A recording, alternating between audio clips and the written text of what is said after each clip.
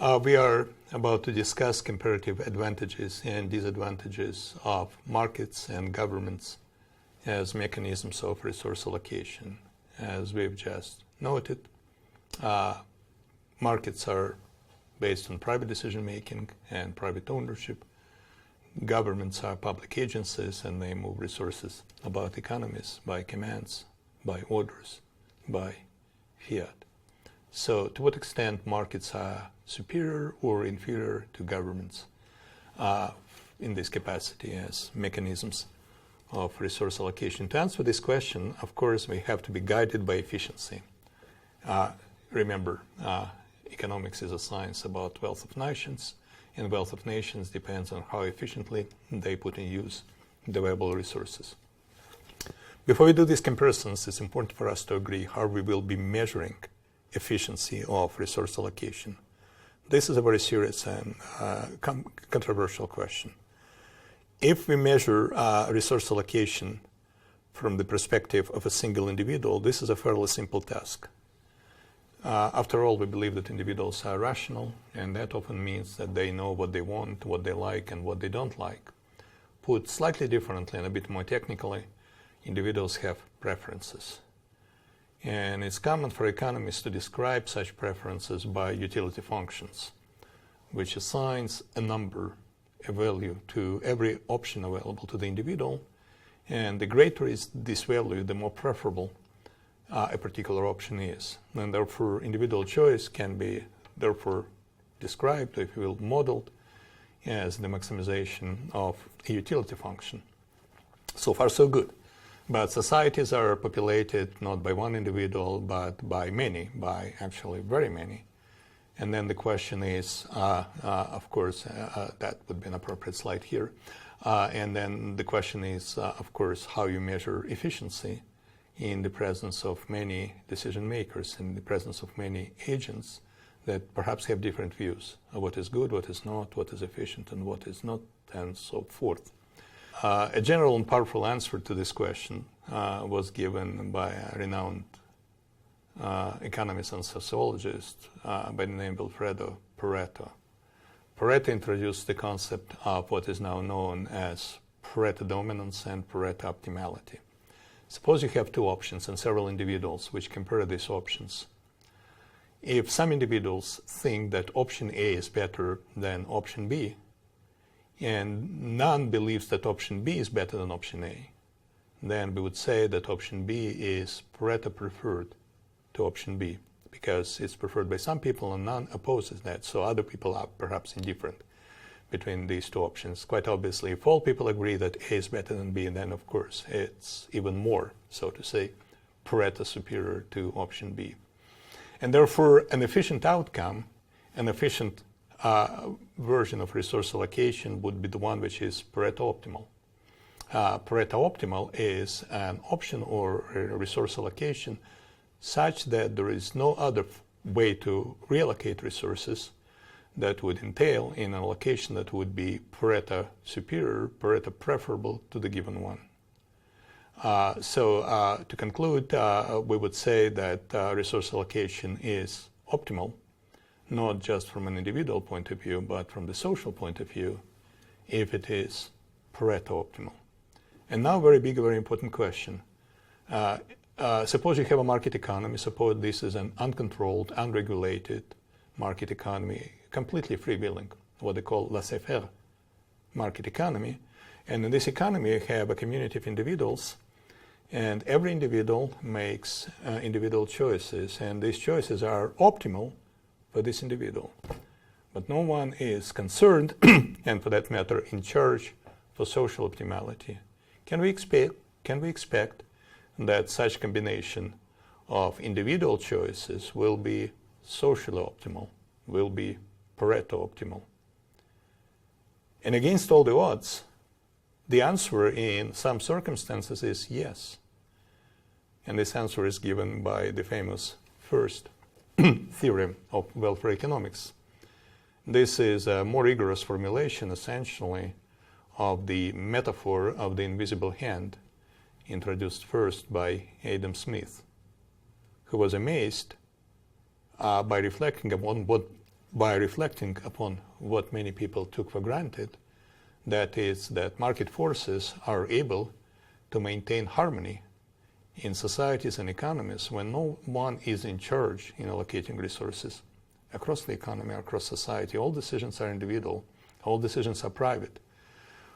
All decisions are seemingly uncorrelated and, all decisions are uncoordinated with each other.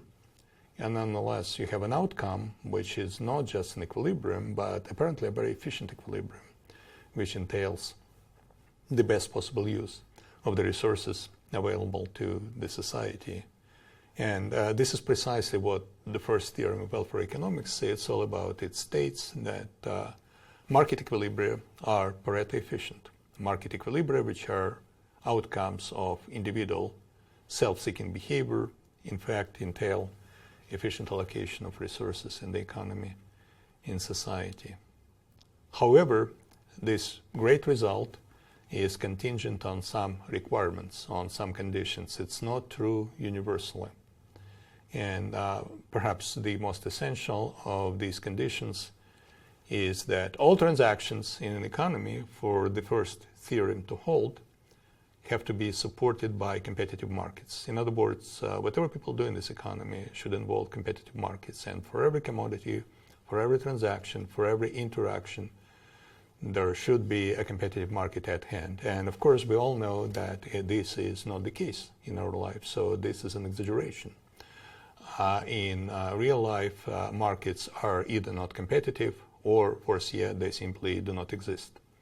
And in such cases, we have reasons to doubt whether market equilibrium would be Pareto efficient. And of course, many of you who have taken at least some courses in economics know what I'm talking about. I'm talking about externalities.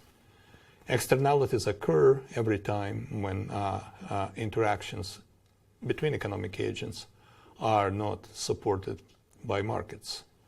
They arise when my decisions affect you, but there are no market transactions to support this influence.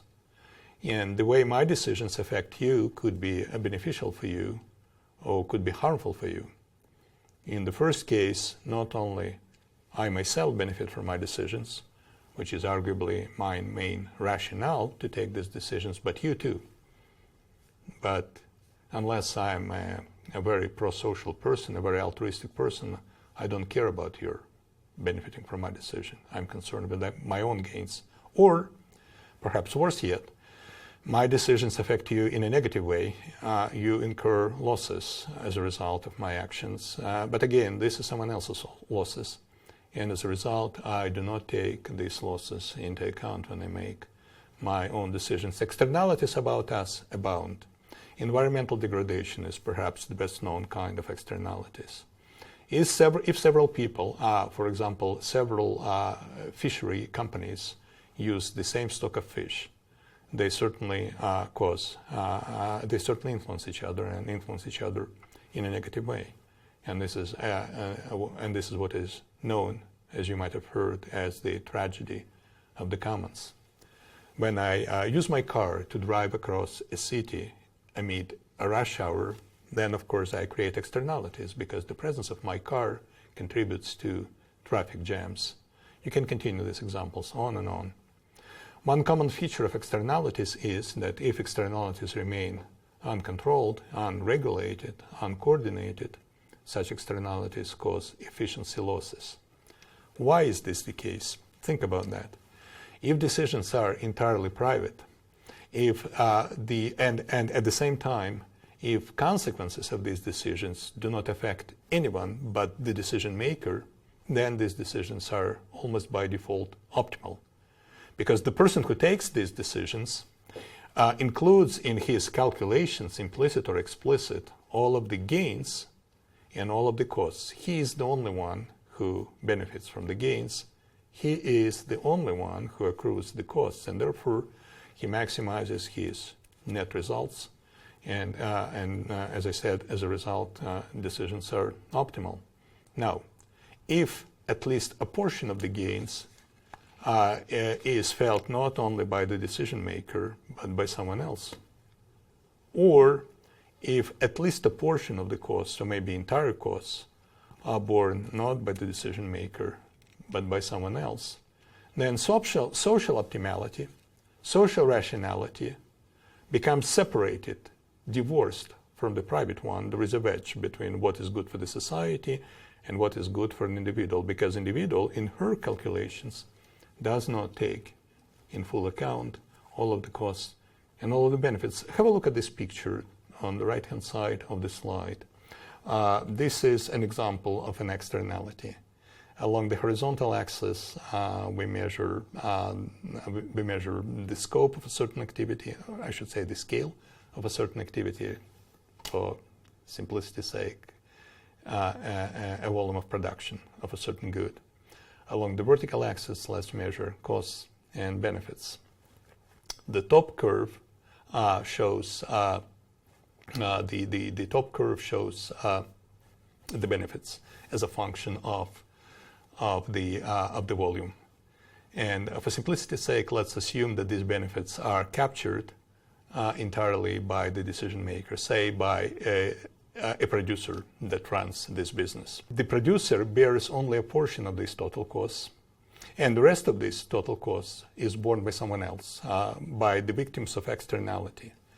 Then if this externality is left unregulated, the producer will not be concerned about a portion of this cost, about the difference between these two curves. Now let's talk about the costs. First of all, let's talk about the full costs that are resulting from this activity. The curve that describes how the full costs depend on this activity is the top curve. And what is socially optimal is the activity level where the net gains, which is the difference between the benefits and the costs, is maximal. So this is social optimal. Anything less than social optimum would be a level activity level which is less than social optimal, would diminish the net social gains. If it's above what is social optimal, the net efficiency gains would be smaller as well. And beyond this point, net efficiency gains would be negative, and therefore such activity would be completely wasteful to the society. So if decisions are made in the social interest, the optimal decision will be right here. Suppose now, however, that a portion of the total cost is borne by the producer, and this is the lower curve, and a portion is borne by someone else, and this is the difference between the total cost and the portion of the cost which is borne by the producer. The balance, this difference in costs, is borne by the victims of the externality which is involved here. And as a result, the producer does not care about this gap between these two curves. The only thing that he takes into account directly, of course, provided that the externality is left unregulated, is his own costs. And that certainly affects in a very dramatic way his calculations of costs and benefits. Now, what is optimal for the producer is the activity level, the production level, which maximizes the difference between the gross benefits and his own costs. And this optimal production level is way higher than what is social optimal. Therefore, from his personal point of view, the producer behaves optimally. From the social point of view, he overproduces. And although, as a result, his personal profit considerably increases in comparison with the social optimum, the social gains decrease. They become much smaller. Here are the social gains, where the individual private decision by the producer is made, and you see that they're way smaller than what is optimal for the society. In fact, one can easily imagine a situation when what is optimal for the producer is actually something that entails negative net gains for the society. So that's a clear example, clear illustration of an externality. And quite obviously, in the case of externality, here we see a loss of efficiency. Private decision is not socially optimal. So it might be worthwhile to ask to what extent this difference, this gap, this separation between what is individually rational and socially optimal, to what extent it's typical, to what extent perhaps it's just, an unhappy accident. And the answer is that it's very common and very usual that a combination of social optima if people interact with each other without using markets, is not Pareto efficient. And in fact, it's a very rare exception that a combination of social optima is Pareto efficient. And the best way to illustrate this simple point, and that's quite important to keep in mind if you want to really appreciate the role of government in modern economies, is to use a simple model, simple concept of what is an outcome of individually made rational decisions. And this is the concept of the Nash equilibrium. Suppose you have several individuals, several decision makers. Each one makes a certain decision, and people are affecting each other so that my preferences, my well-being, my utility depends on decisions taken by someone else. What is a Nash equilibrium? Everyone makes her own decision, and in a Nash equilibrium, my decision is my best response to the decisions of other agents. I cannot control decisions of other agents. They are beyond my control, but I am aware of these decisions, and I am trying to respond as best as possible to these decisions, and so does everyone else. So in a Nash equilibrium, no one has an incentive to deviate from her personal choice, given the choice of other individuals. So these decisions are individually optimal. Are they socially optimal? Are they Pareto optimal? Well, no, they aren't. And they are not optimal by Pareto as much as only possible. And let me explain why. Have a look at this illustration. Suppose that we measure the decision variable of the first individual along the horizontal axis, that is, so to say, x1.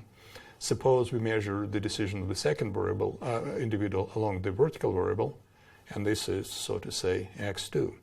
And each individual has a utility function which depends both on x1 and x2. The utility function of the first individual depends on his own choice, but it also depends on the choice of the other individual. And I will make my choice to maximize my utility, but I'm aware that my choice is also affected by the choice of another person, and vice versa. So what is a Nash equilibrium? Suppose that the second individual has made up her mind and has chosen her, has made her choice at this point. As a result, what is available for me as, so to say, a budget line is this horizontal line. And I maximize my preferences along this horizontal line, and the outcome of this maximization is this point. Because at this point, my indifference curve is tangent to the budget line. The same thing is true about the second individual. He reacts on my choice if I'm the first individual. My choice is x1. So his area of choice is this vertical line. This is his budget line, and on this budget line he has to choose the best possible outcome, and of course in the best possible outcome his indifference curve has to be tangent to the budget line as well. So this is the outcome. This is a Nash equilibrium. Is it Pareto efficient? No, because if an allocation is Pareto efficient, then as you probably know, indifference curves have to be tangent to each other. Here they are not tangent, they are perpendicular. And nothing can be further away from being tangent than being perpendicular. So there is no way that this could be Pareto optimality. And in fact, this allocation between these indifference curves, as you can see, is superior for both individuals. So if there were a chance for these two individuals to move from this point to this point, both of them would have been better off as a result. Trouble is, this Pareto superior allocation cannot be supported by private decision making. It requires some coordination, and individuals are unable to achieve this coordination on their own. Well, it might not be as gloomy, because what would be a kind of natural expected reaction to this quite obviously market failure, because private decisions fail to achieve an efficient outcome, would be, okay, let's invite government. Let's invite some agency that will coordinate these individuals and will force them to make decisions that would take them away from the Nash equilibrium and put them here.